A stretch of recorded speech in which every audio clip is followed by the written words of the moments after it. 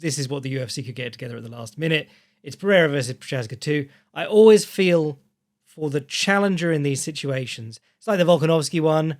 There's a couple of other ones too recently, where the guy took the highly anticipated rematch, but on short notice. It's like, no, you lost last time. You need all the time you can get to prep. You want to be peaking.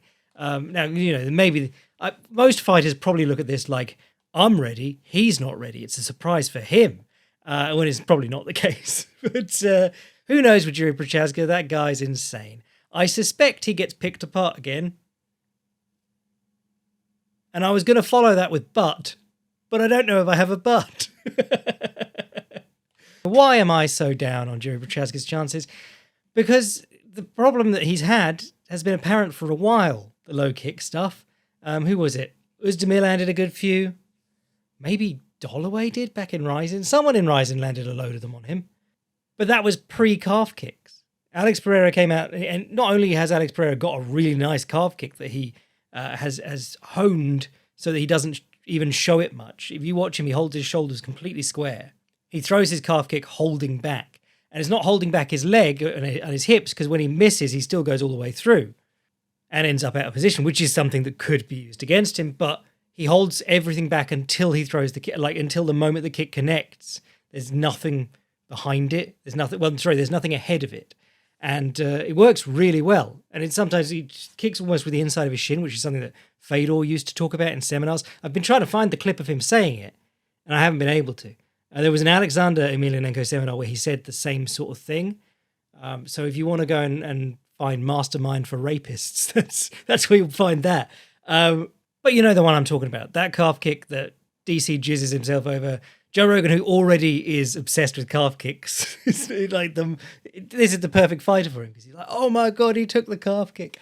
But he does have that power to stop people in a few calf kicks. Really, I think it works so well for him because it's an addition. There were fighters who made the calf kick their whole thing. Pedro Munoz, he had barely anything else. And the moment he met someone who could check his calf kicks or avoid them, Jose Aldo, he just looked like nothing.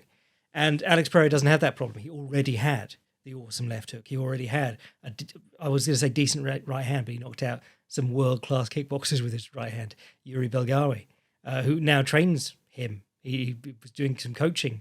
I think he was in Pereira's corner for his last fight. It needs to be said again that I hope Alex has taken the UFC to the cleaners for this, because he is their star. There is no one else in the UFC who is attracting that level of attention right now. And is this the second time jumping in to save a card for them? So last time it was Jamal Hill. Honestly, fight went so short that I don't know if I learned a whole heap about the style matchup between the two, because I was quite interested. I was like, it'd be interesting to see what Jamal Hill does here. And then he got himself cornered and knocked out almost immediately. And I think Alex Pereira surprised even himself with how quickly he was able to land a very good punch clean. And this is always the case. People go, well, of course he knew he'd knock him out. And it's like, he went the distance with Bruno Silva, and he didn't collapse when Bruno Silva didn't just fall down. He throws everything hard, but he throws everything with the expectation that it might not knock the guy out, because he's had it happen. How many more punches do you think he's landed that haven't knocked people out than have? So it was very surprising, the first good punch of the fight ended it, basically. But Jiri Prochazka, we do already know about the matchup between them, and Jiri tried, God bless him, to do a little bit more nuance than just striking. He tried to fake takedown entries and come up with the uppercut. The threat of the takedown wasn't really legitimate until he finally scored one, but early on he was reaching for the leg and coming up with the uppercut. I was just going to check Fight Metric to see if they counted those reaches for the leg as takedown attempts. But I think if he'd been able to get the takedown working sooner, those fake takedowns into uppercuts and things might have worked better. A lot of Alex's defense in that fight was just to move back and make a huge amount of distance. If you watch when Jiri comes out, he slaps the leg and he throws the uppercut and is miles away from Pereira. And I thought that could be intriguing, because the fence is a place where Jiri can try and wrestle. The fence is also a place where Jiri can try and strike in ways that don't necessarily play into Alex Pereira's brilliant kickboxing technique and skills. I mean, rewatching the first Jiri versus Pereira fight, some of his success, Jiri's success, came when he moved Pereira back to the fence because Pereira was giving so much ground. I think the punch that got him hurt was a left hook coming off the fence, which was unfortunate because I thought the last few exchanges along the fence, he was starting to do what he maybe needed to do to take advantage of Alex Pereira's dropping away. If you back someone to the fence and you start swinging on them or hitting them with elbows and burying your head in their chest in between, makes it very hard for them to strike back effectively. But Pereira's takedown defense has looked really good, much better than it should for someone who, well, I mean, it's been years now, to be honest. It was just that we never saw him against a really good wrestler. And we can't be surprised that against guys who aren't like career MMA wrestlers, he's able to keep himself up on the fence pretty effectively. And if he makes guys work to take him down, and if they do take him down, they don't often get a lot going before the round ends. It's one of those things where if you end up on the bottom, we're always talking about how, like, if you can't get up and disengage, you're just going to end up on the bottom again or being held against the fence, and that's bad on the scorecards. But Alex Pereira has a thing where, because he makes guys continue to work for the takedowns, they get tired doing it. It's the two, it's a two-sided coin. I mean, that's true of any fight. It's down to whose conditioning is better and who's using more energy in doing what they're doing. And if you watch Alex defending takedowns along the fence, he is remarkably composed. How long has it been now? It's been like 5 years. I think we can not be surprised that he's a full-time MMA fighter is grappling decently on the feet anymore. Especially as he trains with Glover Teixeira full-time, who, while he isn't the most technically nuanced takedown artist in the cage, he's certainly a hoss. And wall wrestling is something that top-level fighters engage in every day, because you can, and need to. 3, 4, 5 years of cage wrestling with Glover Teixeira every day is going to make you good at defending takedowns. Certainly like the lock your hands double and the single leg or the head outside single, high crotch, whatever you want to call it. But this is it. Jiri Prochazka, if he's going to win this fight, it's kind of like the Jamal Hill thing. It's a guy without the same potency in his striking, and maybe not as clean striking game, and maybe not as clean defensively in his striking, which is the real problem when you're dealing with that left hook all the time as something that can just sideswipe you with 8 inches and 8 inches of movement and you're unconscious, or the fight's drastically changed. So we look at him to say, like, you have to play the more rounded game. And the rounded game is difficult because if you can't establish the striking without, you can't establish the striking without putting yourself at risk. And if you can't establish the takedowns by succeeding on one, it's very hard to create the mix up between the two. I think from the first fight, when they did clinch up along the fence, and any Pereira fight, I think clinch striking is a big unexploited area because you are close to Alex Pereira and your head's against him and you're being asked to move it back enough that he can left hook you, basically, to land an elbow or to try and knee him. But I do think it is an area that could be exploited against Alex Pereira because it's a way of, when he defends takedowns, he goes to the fence. He uses the fence to prop himself up quite a lot. That is what is expected nowadays. If you can't take him down along the fence, you should be using that chance to press him against the fence, break his stance, or put him in a stance where he's not good at hitting, and then try and hit him a bit, make him respect being hit. It's one of those things where, like, you don't have to hit him, you don't have to shake his whole world up, but if you're landing decently with knees and elbows along the fence, and he's not, you're getting ahead on the scorecard, so there's an impetus on him to deal with it, and that distracts him from you completing takedown attempts. So I do think the clinch striking is an area where you can make that crossover between your striking and grappling, which are supposed to work together. You can force that to happen because that's the middle area where you're getting stuck, that clinch. I'm always referencing Imavov versus Dolidze at the moment, but that was Dolidze's problem. Couldn't beat him on the feet, couldn't complete a takedown. So he went to the clinch and he did nothing there. He just held. And it's like, this is the area where you need to, there's a slight crack where you've got a slight advantage. You can clinch him. He can't stop you clinching him. And you need to put your finger in and wiggle it around until that crack starts to get bigger. And it's not going to be like very rewarding. You're going to be chipping away with small punches and elbows for the most part, and knees to the body, of course. But you can make something happen from there.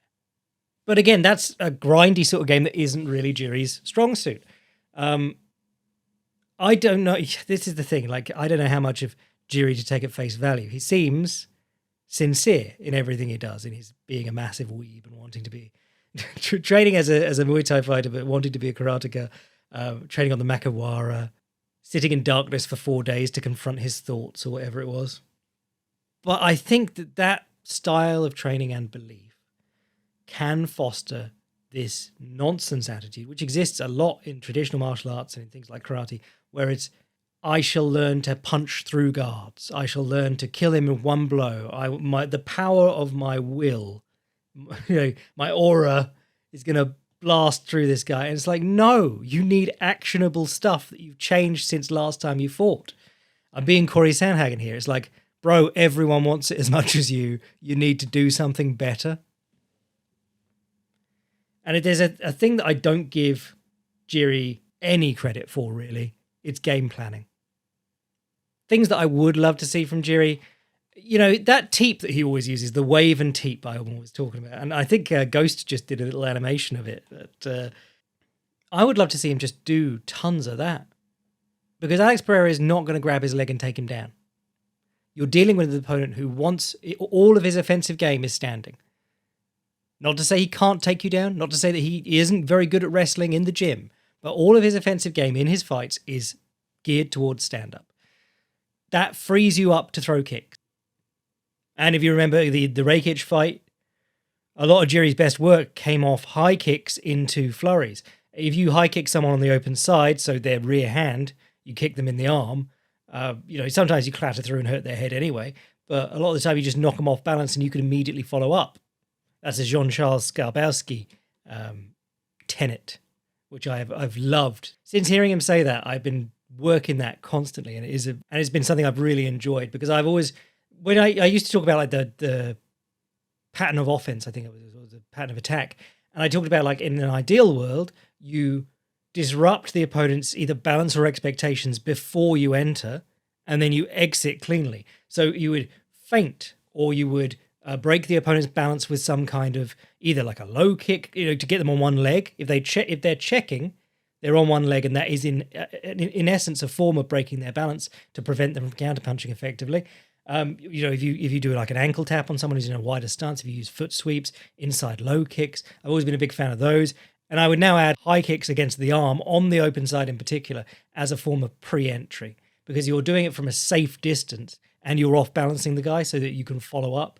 Because on its own, in a vacuum, kicking the guy on the arm, yes, if we're in the stadiums, it's like, oh, you could break his arm, or the judges will score that because it's a nice kick. But in the real fighting world, knocking the guy off balance and then following up into another exchange is a great way to use that kick. So Prochazka being able to kick comfortably, particularly after that Rakic fight where he did it a few times, could be useful for him, especially as you've got a guy who is waiting on the counterpunch. If you can knock him off balance, even if he's waiting on the kick to try and step in with the left hook, if you can kick him hard enough in the rear arm that he ends up swaying to his left a bit, the left hook is either not there in time or way slower. And if he throws kicks back that aren't the calf kick that catches you from miles out, you can make use of that. You can press in on him. You can counter him while he's on one leg. You can try and grab the leg and take him down. You can cut kick him. It's stuff that opens up. And if he doesn't kick back, you have that edge. You have a slight range edge all the time. You can front kick much further than he can jump in and left hook.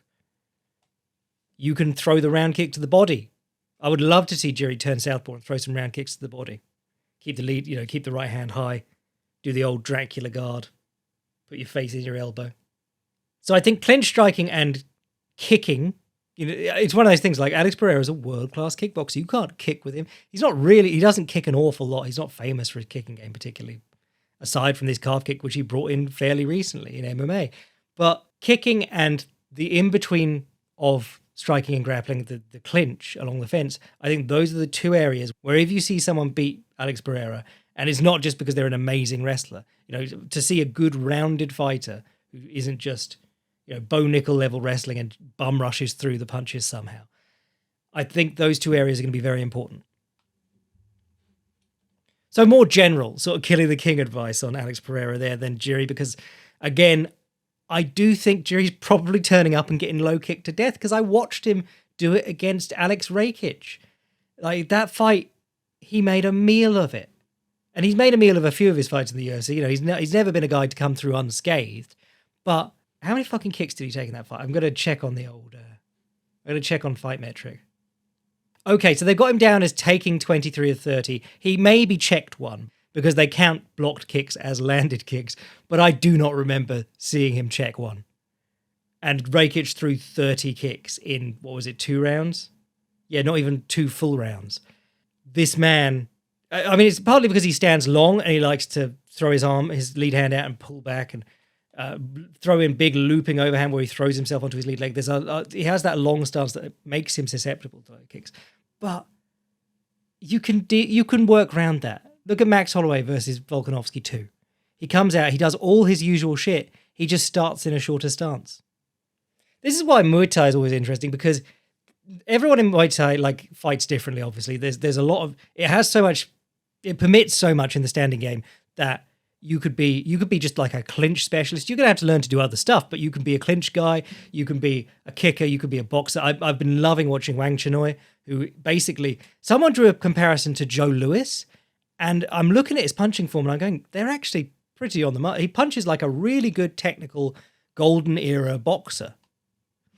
And he stands like it too in Muay Thai, but he does stand lighter when he needs to. And who was I watching? Some good Thai was talking about if you're going backwards or if the opponent's coming forwards, you shorten your stance up and lighten your lead leg. When it's your turn to go forwards, you assume more of a kickboxing stance and you go forwards. It's you need to be able to not just switch between left and right, which is what a lot of top Nak Muay can do, go southpaw or orthodox to kick into the open side.